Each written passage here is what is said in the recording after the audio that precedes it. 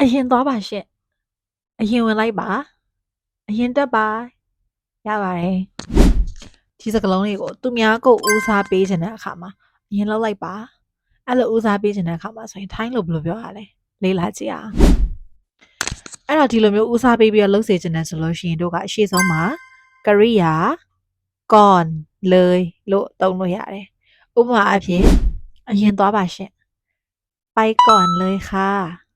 ไปก่อนเลยค่ะไปก่อนเลยค่ะ lift ပေါ်မှာ lift ဝင်တော့မယ်ပေါ့နော် lift ဝင်တော့မယ်ဆိုအရင်တက်ပါရှင့်ရပါတယ်ကျမနောက်မှတက်မယ်ဒါတွေရှည်ရှည်ဝေးတော့မပြောနေတော့အရင်တက်ပါလို့ပြောချင်တယ်ဆိုရင်ขึ้นก่อนเลยค่ะขึ้นก่อนเลยค่ะขึ้นก่อนเลยค่ะทำไมနေစားဖို့ခေါ်တယ်ရပါတယ်အရင်စားလိုက်ပါ